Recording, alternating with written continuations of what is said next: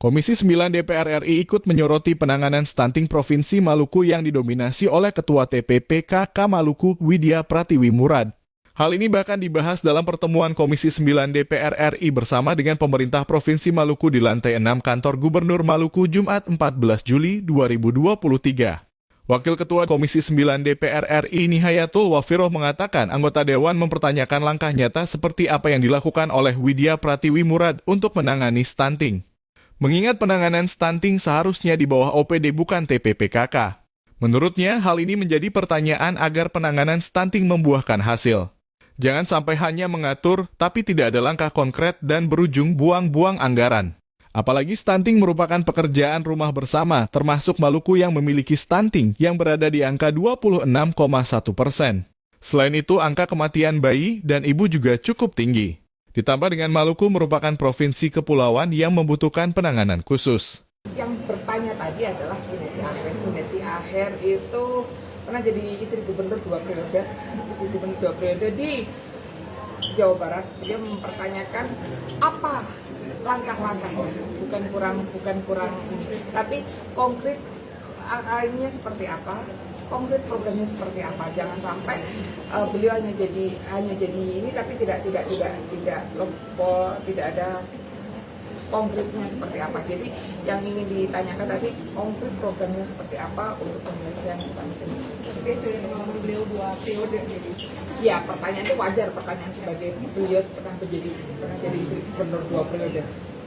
Sebelumnya, DPRD Provinsi Maluku menilai penanganan stunting yang dilakukan oleh Ketua TPPKK Maluku, Widya Pratiwi Murad yang juga Bunda Prenting tak maksimal.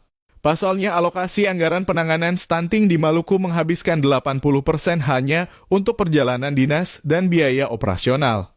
Hal ini yang menurut Ketua Komisi IV DPRD Provinsi Maluku, Samson Atapari membuat stunting di Maluku pada tahun 2022 tak mencapai target yakni hanya sebesar 26,1%.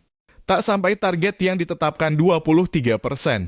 Menurutnya lebih baik penanganan stunting dikembalikan sesuai tupoksi masing-masing.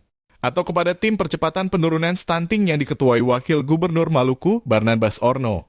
Dan dari data-data yang ada di DTA, ini kita ambil contoh saja di Dinas Kesehatan ya. Ini apa sebenarnya ujung tombak untuk penanganan stunting dari dana yang dialokasi untuk tahun 2022 itu 1.057.873.600 rupiah. Ternyata ini 757.110.000 itu dipakai untuk perjalanan dinas.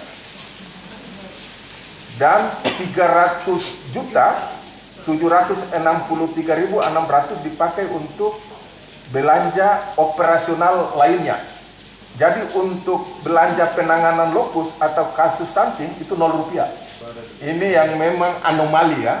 Jadi kalau memang akhirnya stunting kita tahun 2022 yang ditargetkan harus di 23% dari 28,7%, hanya terjadi 26,1% karena ya memang ini anggaran-anggaran yang dikhususkan untuk stunting itu dipakai hanya untuk perjalanan dinas. Nah, kita tidak tahu ini ya, perjalanan dinas ini apakah juga ada berkaitan dengan hura-hara, bawa-bawa OPD banyak-banyak untuk rapat-rapat koordinasi dan sebagainya. Ini kita belum bisa menggali karena ini kita harus konfirmasi pada saat rapat ini, tetapi karena tidak ada yang datang, jadi memang ini agak miris ya, tetapi memang fakta itu. Dari DPA, malah di Dinas Kesehatan itu 100% dipakai operasional.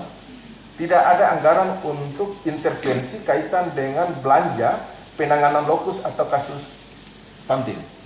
Jadi kita di Maluku bahwa stunting itu masih tinggi karena ini memang ada salah perencanaan dan salah penggunaan yang dilakukan oleh Gubernur Maluku lewat OPD-OPD.